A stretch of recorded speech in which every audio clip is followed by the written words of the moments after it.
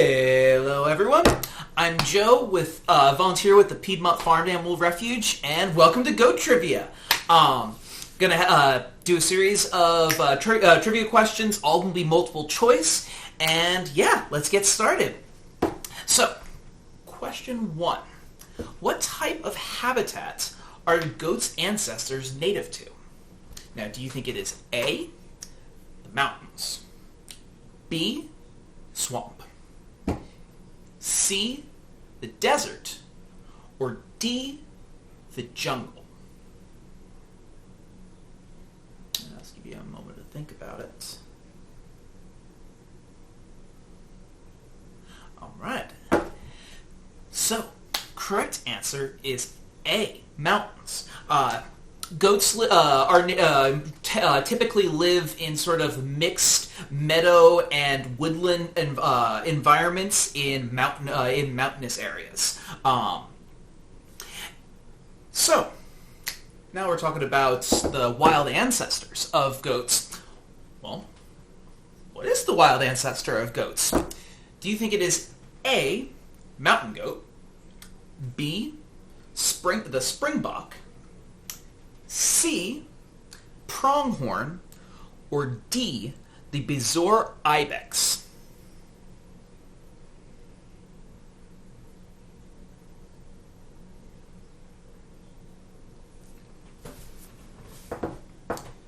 So, correct answer is the bezoar ibex. And keeping on this topic, where do you think the bezoar ibex is native to? Do you think that it is A, Southeast Asia, B, West Asia, C, North America, or D, Sub-Saharan Africa?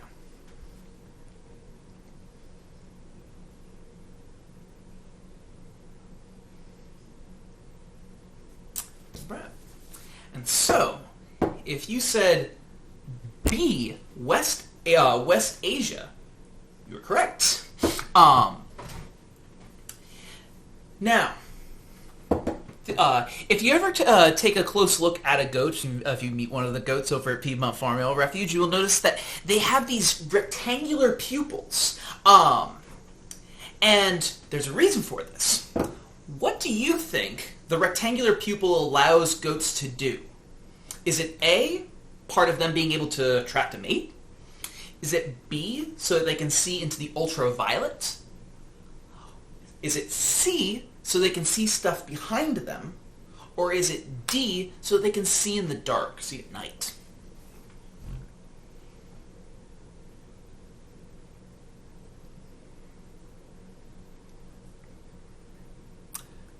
Right. And so the correct answer to this one, the rectangular pupils help goats see things that are kind of behind them. The elongated horizontal pupils actually allow light that is coming in from really oblique angles to make it into their pupil, so that they have, well, not 360 degrees of vision, have a lot closer to it than we do. They can see a good bit of what is going on around here. They can. You know, if I was a goat, I might be able to see the goat drawing behind my head. All right. So, next one, not the most fun, but which part of a goat's body is commonly removed without any sort of anesthetic, by the way, by farmers in a process that is known as debudding? Do you think that it is A, their horns, B, their tail, C, their wattle, or D, their ears?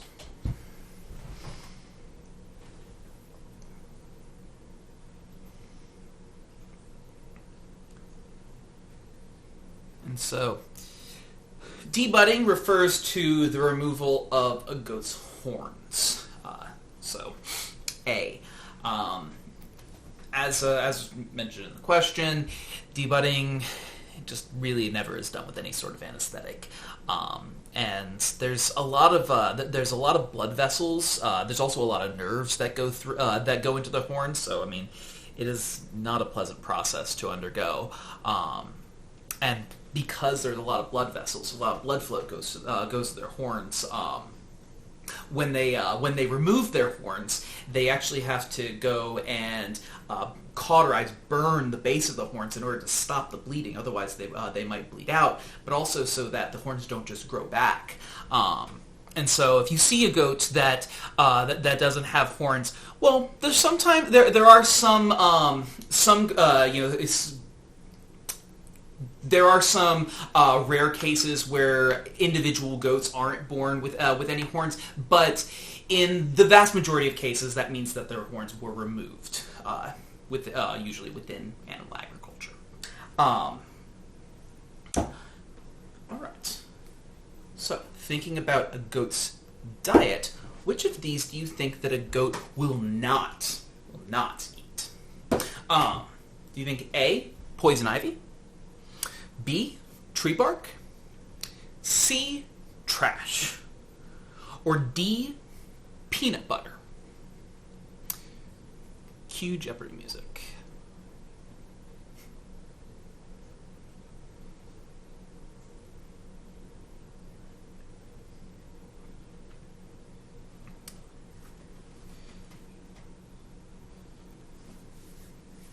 All right.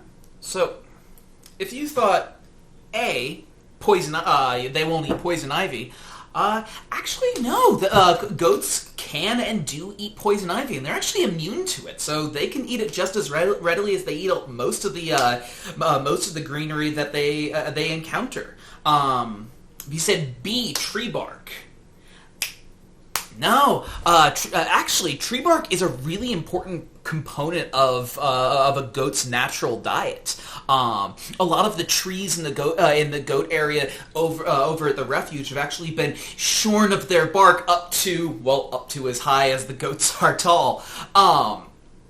And yeah, goats are able to actually digest much woodier, more fibrous material than humans are.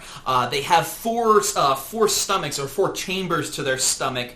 When they eat woody tissue, they swallow it. It goes into their rumen, which is their first stomach, and there are a lot of microorganisms that live in there that help them break down the cellulose, and they kind of regurgitate it into their mouths and chew it some more. This is their what is referred to as their cud.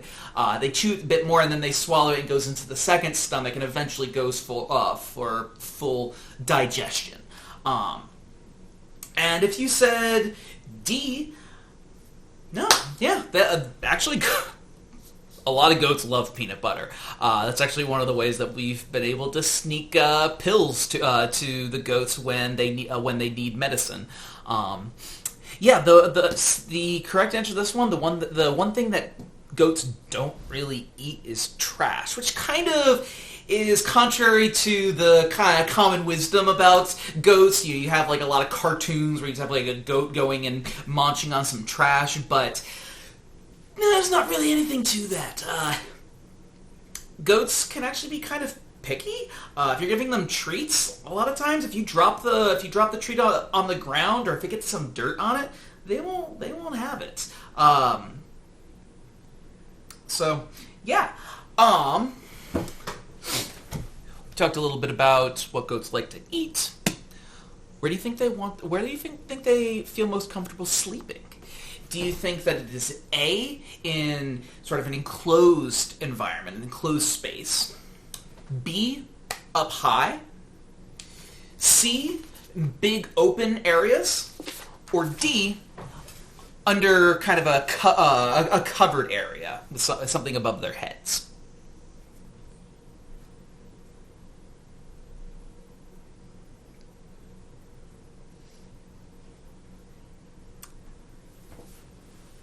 The answer to this one is they like to sleep up high.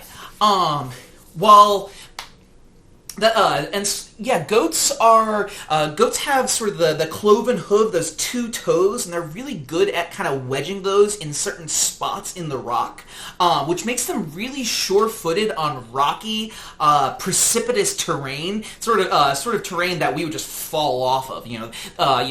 Goats are very comfortable standing on the edge of a cliff or like sometimes in a tree, and if a goat is going to kind of let their guard down, if they're going to go to sleep for the night, they prefer to do it on the side of like a cliff because they know that in that environment they have the advantage over any potential predators.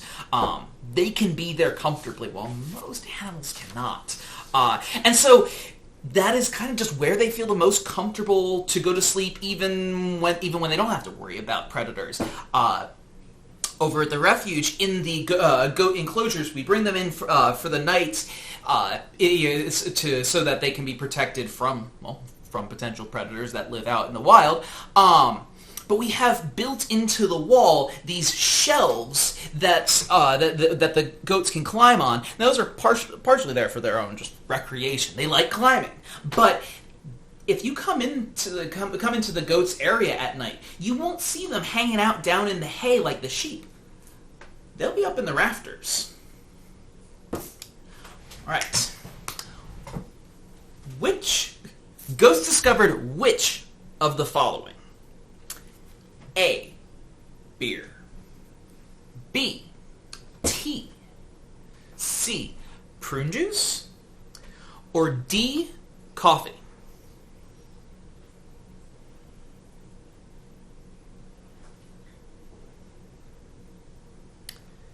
And the answer is coffee.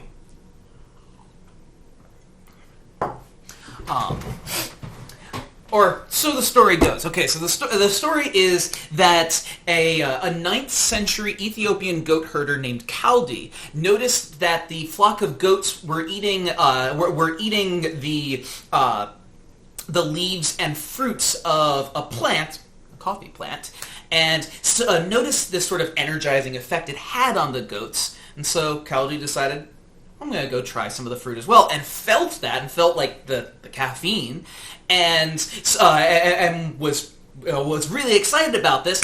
Brought them to a local monk who was completely disapproving of it and threw it in the fire.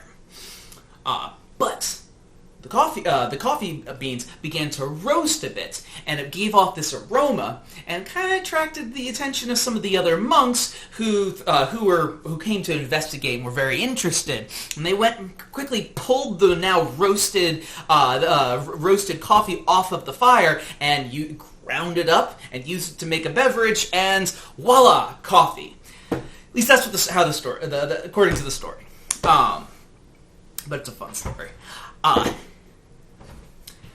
Now, how long after giving birth do goats stop producing milk?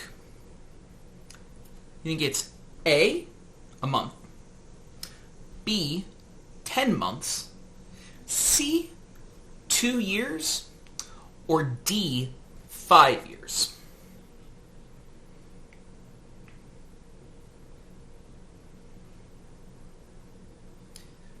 And so the answer to this one is B, 10 months.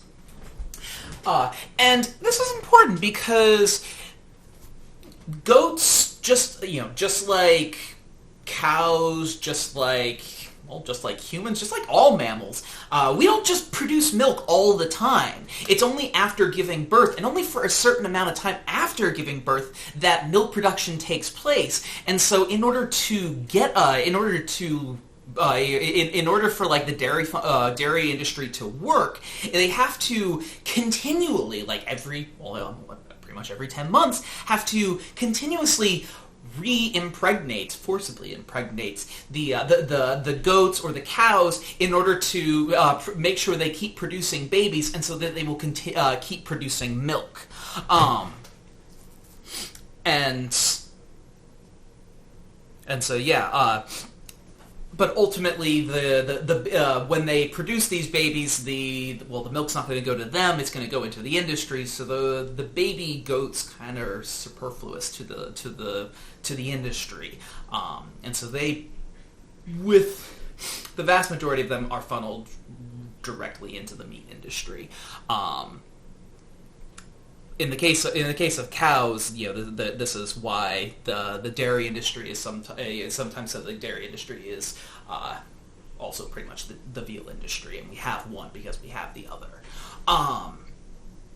But yeah, and this was actually the situation that one of our goats, Sweet Mama, which for those of you that have been with us for a while may have met. Sadly, she passed away not that long ago. But she gave birth to two babies, Ace and Ivy, who are still with us at the refuge.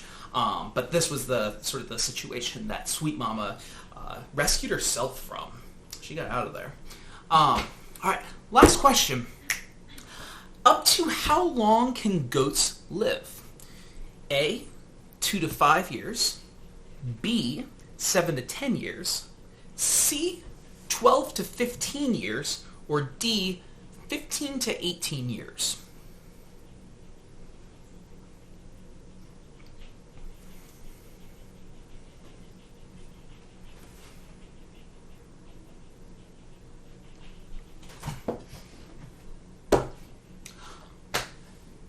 So the answer to this one is D, 15 to 18 years. Goats can live pretty long under good conditions. Yeah. All right. Well, I hope you had fun. Hope you learned something. Hope you think about ghosts next time you have a cup of coffee. And yeah.